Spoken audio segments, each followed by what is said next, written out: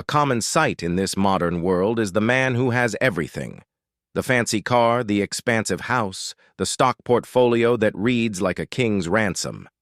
Yet, if you look closely into his eyes, you might see a flicker of a deep, unsettling emptiness. The very things he chased for decades, the trophies of a life spent in frantic doing, have left him feeling hollow. This, my friends, is the grand illusion of our time. The belief that the acquisition of more is the key to a fulfilled life. But what if I told you that the secret to true abundance lies not in the frantic chase, but in a spiritual law of creation, one that has been understood for thousands of years? I spent my life chasing that same illusion. I built businesses, made a name for myself, and collected all the trappings of success. And for a time, I believed I was a king. But with each rung of the ladder I climbed, I felt more and more disconnected from the world and from myself. It was only when I stepped away from the noise and delved into the deep well of my own heritage, the ancient wisdom of Jewish thought, that I began to understand what true wealth really is. It is not measured in dollars and cents, but in the peace of your soul, the strength of your family, and the impact you have on the world around you. Let me tell you about a concept central to this wisdom: contrast between material wealth and spiritual abundance. In our tradition, the material and the spiritual are not separate and opposing forces, but two sides of the same coin. The Torah teaches us that the physical world is a vessel for spiritual light. The money you earn, the businesses you build, the investments you make, these are all opportunities to bring holiness into the world. They are not ends in themselves. The danger lies when we forget their purpose and begin to worship the vessel instead of the light it contains. I have a friend, a man named Isaac, who was a brilliant real estate developer. He was a master of the deal, able to see potential where others saw only decay. He was a good man in his heart, but he was driven by a relentless need to expand. More deals, Solomon, he would tell me. More projects, more land. The market waits for no one. His anxiety was a constant companion.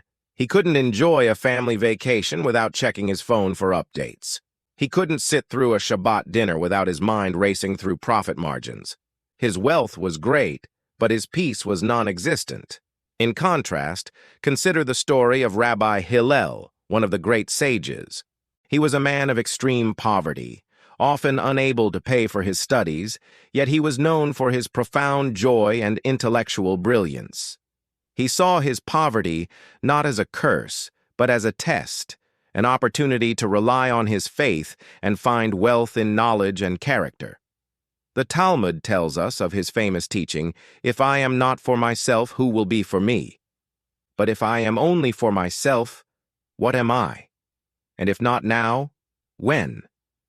This is the core of the matter. We must strive to provide for ourselves and our families, yes. But if that is our only pursuit, we become nothing. Our wealth becomes a prison, not a palace. The spiritual laws of creation tell us that true wealth is not something we acquire, but something we generate. It is an outflow of our character, our values, and our intention. When we build a business with honesty and integrity, when we invest with the intention of creating value for others, our work becomes a spiritual practice. This is the essence of ethical business. The Talmud is filled with detailed discussions on business ethics. The sages understood that the marketplace is a sacred space, and that our actions there have profound spiritual consequences. They teach that a man's final judgment begins with the question, "Did you deal with others faithfully?" The emphasis is not on how much money you made, but on how you made it. Were your scales honest? Were your words truthful? Did you pay your workers fairly and on time? I once met a young entrepreneur, a man named David, who was consumed by the idea of getting rich quick. He was bright and full of energy, but he saw every business relationship as a zero-sum game. He would cut corners on quality, underpay his suppliers, and use every loophole he could find. He made a decent amount of money for a while, but his reputation was in tatters. His employees were resentful, his partners were wary, and his customers were distrustful. His business, built on a shaky foundation of greed, eventually crumbled. The spiritual law is clear. A house built on sand will not stand. Compare this to the story of the Baal Shem Tov, the founder of the Hasidic movement. He was a man of deep spiritual insight, and he taught that even in the most mundane actions, we can find divinity. He would tell his followers that when they engaged in business, they should do so with a sense of purpose and integrity. Their work should not be about personal gain, but about supporting their family, contributing to their community, and bringing light into the world. He taught that when you do business this way, the abundance you receive is a direct consequence of your spiritual intention. It is not just profit, it is a blessing. The spiritual truth is that greed is a disease of the soul. It is the belief that there is not enough, and that you must hoard and take from others to survive. But the spiritual laws of creation are based on the principle of abundance. When you give generously, when you act with integrity, you open yourself up to a flow of abundance that is far greater than anything you could ever hoard. This leads us to the crucial concept of balance. The sages understood that a life lived in spiritual poverty while materially rich is no life at all. The goal is not to reject wealth, but to master it, to hold it in a way that it serves you and your higher purpose rather than possessing you. How do we achieve this? The Jewish tradition is filled with stories of sages who walked this tightrope with grace. Take the story of Rabbi Akiva. He was a shepherd who fell in love with the daughter of a wealthy man. Her father disowned her when she married him, but she saw his potential. They lived in poverty for many years while he studied, and eventually he became one of the greatest scholars of all time. When he returned to his wife, he was a man of great wealth and influence. His students were astounded. "Master," they asked, "how can you, a man of such great spiritual stature, possess so much material wealth?" Rabbi Akiva's response was profound. He said, "This is not my wealth.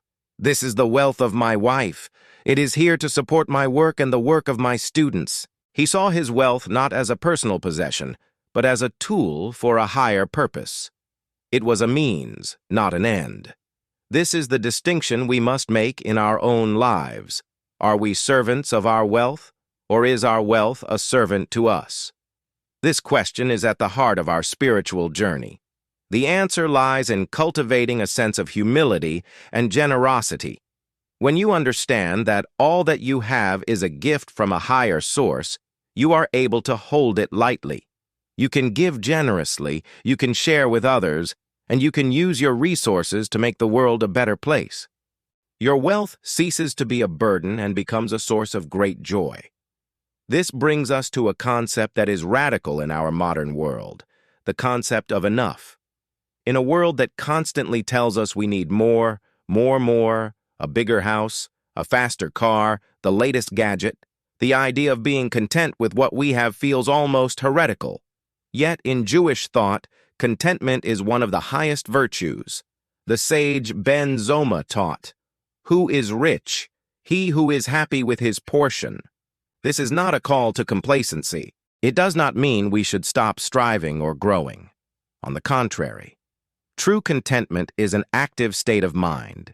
It is a decision to be present in this moment, to appreciate the blessings you have right now, rather than constantly chasing a future you believe will make you happy.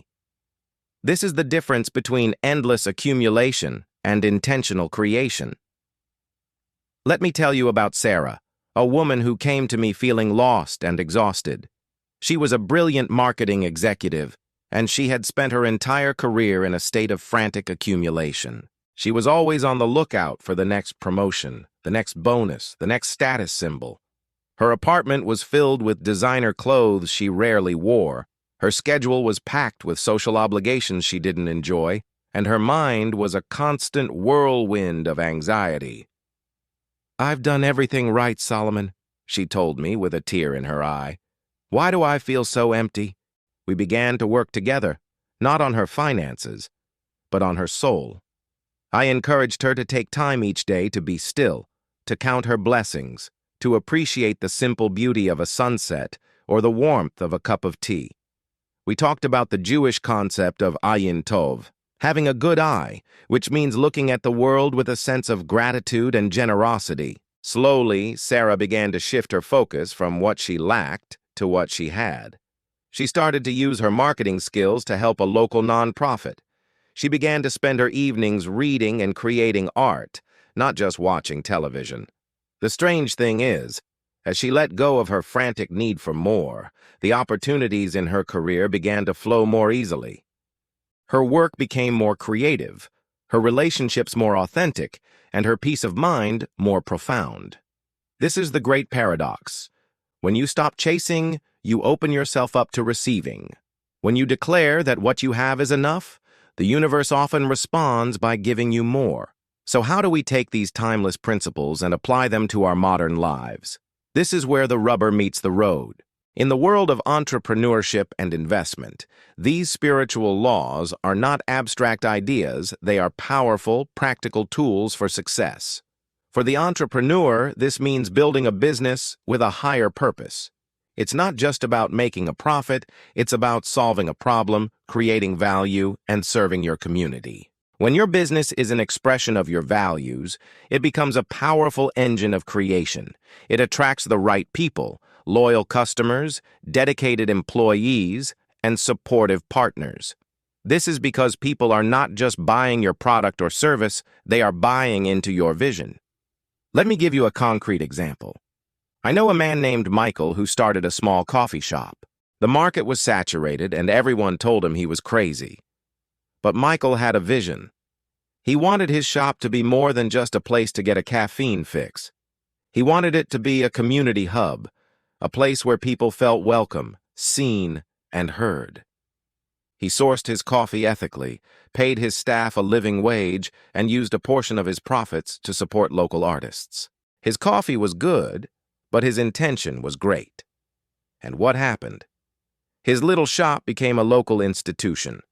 The community rallied around him, not just because his coffee was delicious, but because his business was a source of light in their neighborhood. For the investor, this means shifting your focus from frantic speculation to intentional long-term creation. Instead of chasing the next hot stock, ask yourself, what companies are bringing value to the world? What businesses are built on a foundation of integrity and innovation? When you invest in companies that align with your values, your portfolio becomes a reflection of your character. This doesn't mean you will never lose money, but it does mean that your investments are a source of pride, not just a source of anxiety. This is the great secret of the spiritual laws of creation.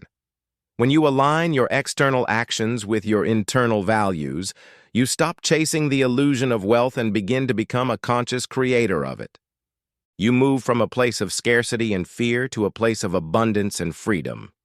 The journey is not always easy, but the destination is a life of true wealth, a life that is not only rich in possessions, but also rich in purpose, peace, and joy. A final thought for you to consider, my friends. We live in a world that teaches us to hustle, to grind, to push relentlessly for what we want.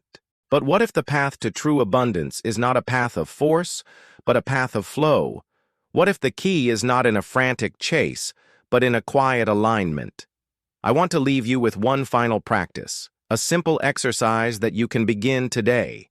I call it the gratitude ledger. Each night before you go to sleep, I want you to take out a small notebook and a pen. I want you to write down not a list of what you want, but a list of what you already have. Write down the simple blessings, the warmth of your bed, the taste of your dinner, the kindness of a friend. Write down the big ones, too, your health, your family, your ability to create. This is not just a feel-good exercise. It is a spiritual practice. When you do this, you are telling the universe, I see the abundance that is already here. I am grateful. I am enough. And when you live from that place of enough, the universe often responds in a miraculous way. The frantic chase stops, the creative flow begins, and you find that the very thing you were looking for was already within you all along.